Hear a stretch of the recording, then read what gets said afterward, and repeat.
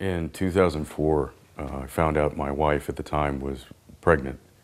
I didn't have the greatest job in the world, so I figured the best way to support my family would be to rejoin the military. I had been in previously, gotten out, and I thought that the best way for me to take care of everybody would be to join the military. Also, I've always had that sense of, why am I not doing something? There's something that I'm missing. I could be doing more. And the military really brought that out. It kind of, it very much filled that hole that was missing.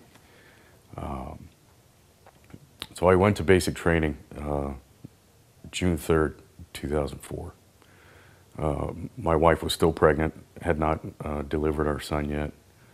So I went off to basic training, leaving a pregnant wife at home, which made it even more difficult with no contact and everything.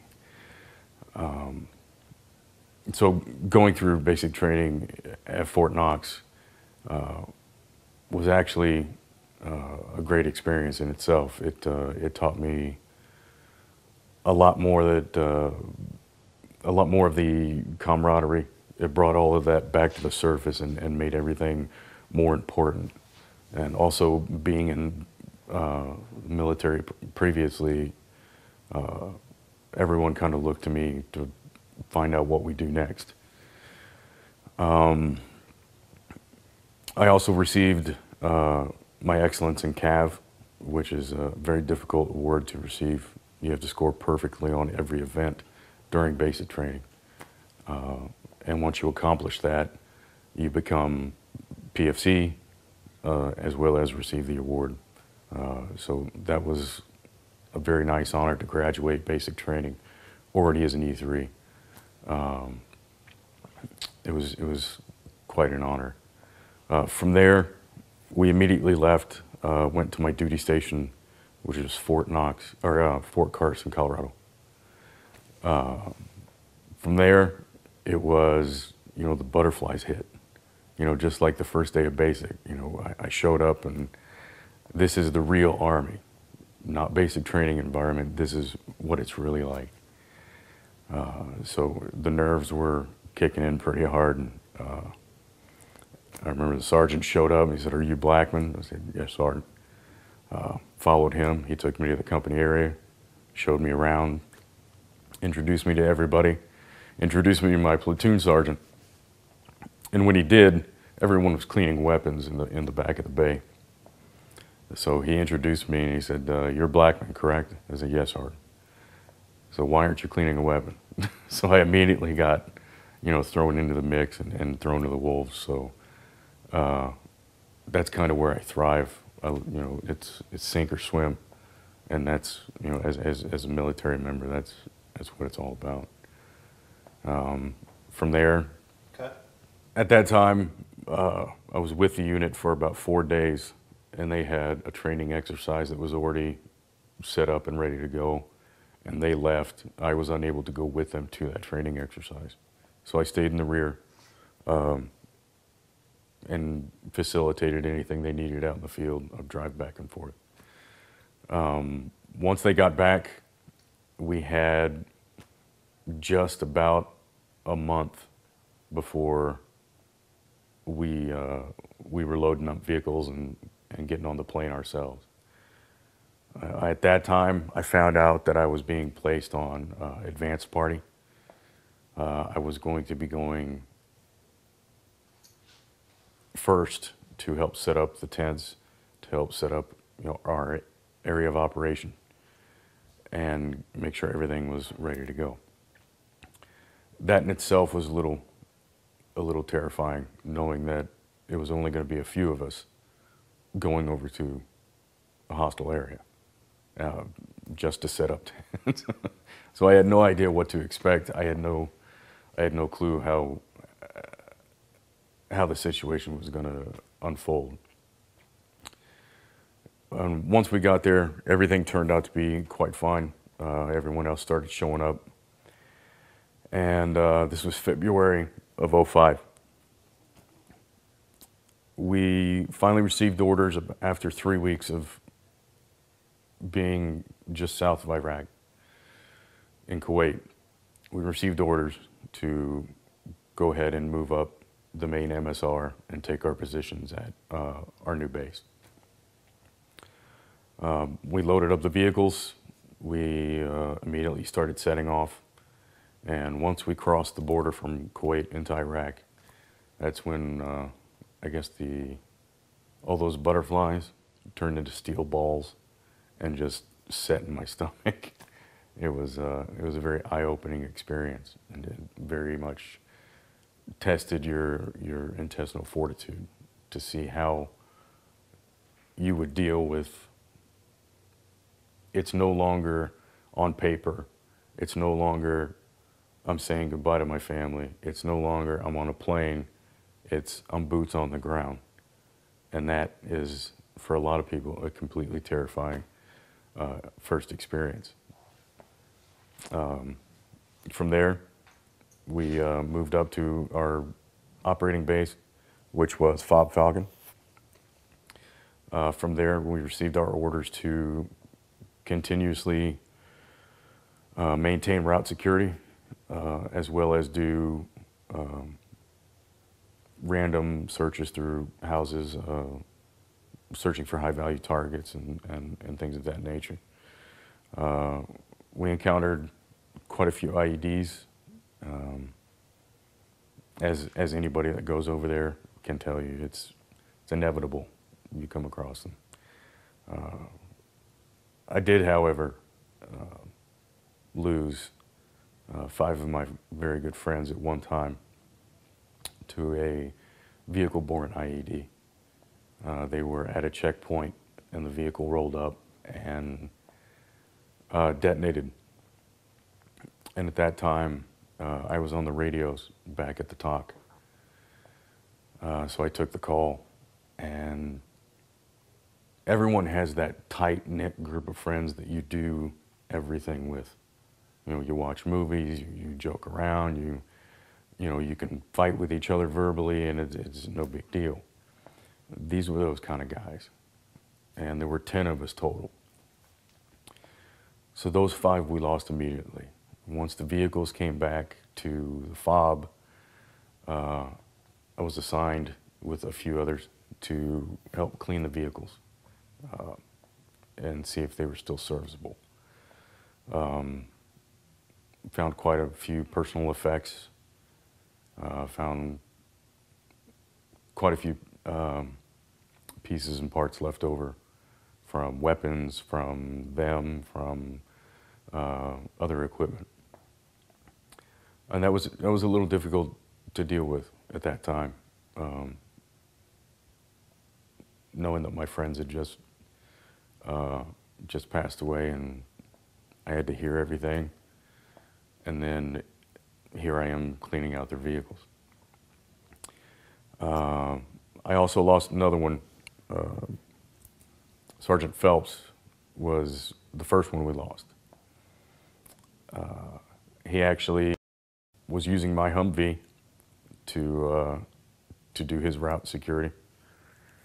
I got the Humvee ready, handed over the keys to the driver, and they were hit by a daisy chain IED.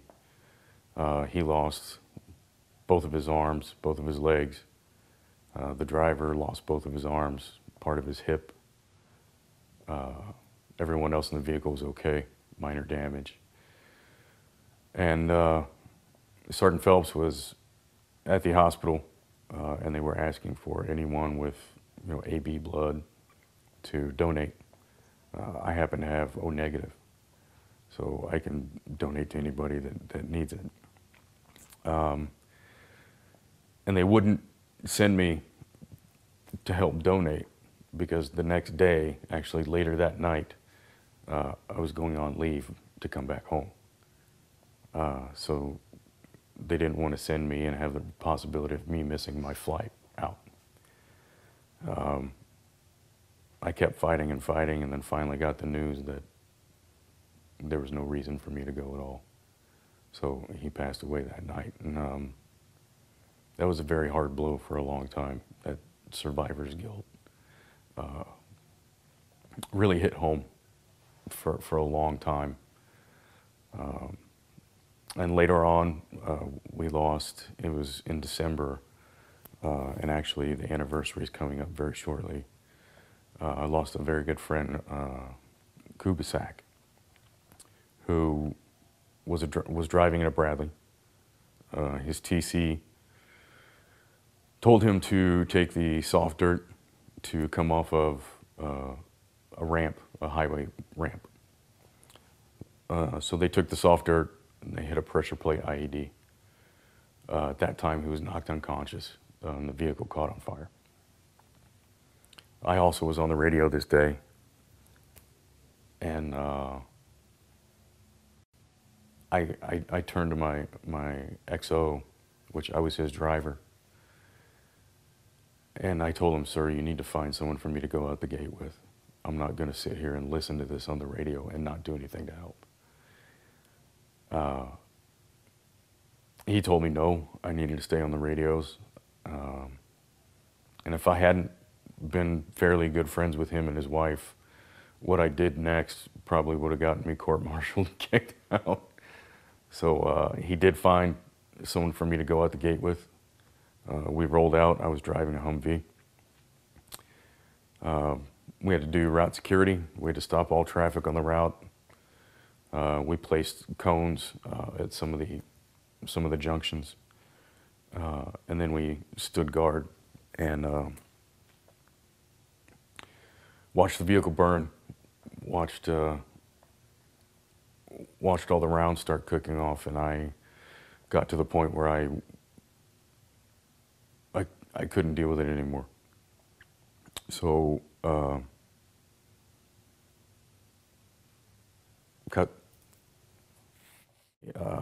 when the vehicle's on fire, we pulled up, and at that time I pretty much shut off.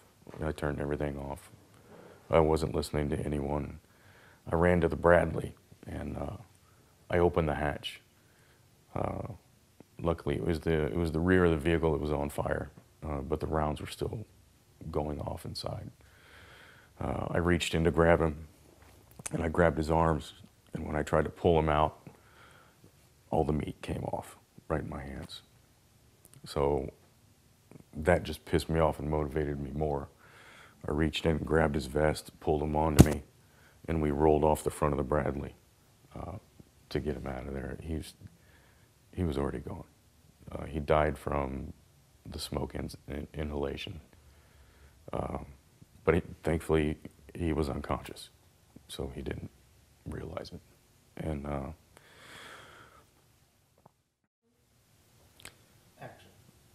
so we placed cones on the route at various junctions for where the dirt road meets the hard pack. We set up barricades, and we went down to the vehicle and secured it until it would stop burning. Once that was done, cleanup was ready to go. We headed back. I would stop, pick up the cones, put them on the Humvee. We got to a certain spot. I went to get out, stop, and go pick up the traffic cones. And the sergeant that was with me, the TC, told me to stop. His nickname was actually Lucky. He was a tanker, and every time he rolled out the gate, he lost a vehicle to a detonation. And so Lucky was definitely a good moniker for him. It fit him perfectly. So I was there with Lucky, and he told me to stop. I was about halfway to the cones. Asked me to come back to the vehicle, stood behind the door. We both fired shots into the cones to see if there was any explosives in there. He then asked me to pull guard, so I did. As he approached the traffic cones, he looked in top of the first one, grabbed it, picked it up, looked in top of the second one, and immediately started to run. What happened then was a shell exploded that they had placed inside of one of the traffic cones. Over a course of 1 hour that we were there, these guys decided to take the opportunity to take another one of us. Lucky, thankfully, was very fast and very nimble. Took a piece of shrapnel in his magazine from his rifle that was slung at his side. If he didn't have his weapon attached to his side, it would have gone through his kidneys. He made it back to the vehicle. We lost 3 of the tires. I had a piece of shrapnel hit the Humvee directly next to my leg. The door that I was standing behind from the force slammed me into the Humvee. Of course, hit my head and was deaf for a couple days. And so was he. We had a pretty difficult time after that, dealing with the loss and then the attempt after that. It was pretty difficult. And at this time, there were only 2 of us left out of the group. So we had lost 8 total. And coincidentally, all of them were part of this tight-knit group that we had. While I was in Iraq, I re-enlisted. I was supposed to re-enlist with one of the guys that passed away from the VBIED. I think it was 3 days after the incident. I was scheduled to re-enlist, and we were going to re-enlist together. So I did that solo, and I did it where he wanted to have his ceremony done. So that way I could, always keep him, in mind. And then it came down to myself and one of the other guys who we always got along. I think we got along best out of everybody. And we became a very, very, very tight-knit group. We were brothers at that time. We had a lot of missions. He was the CO's gunner. I was the XO's driver / gunner.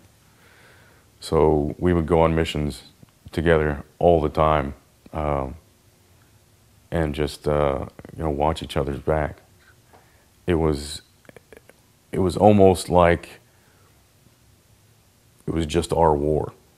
It came down to just us taking care of each other and making it through. So it was a very humbling experience, to say the least. It took the hopelessness away and the despair from losing all those guys. And knowing that there was one guy that was willing to do anything to take care of you, and you were the same way about him, there's nothing in the world that's more powerful than that.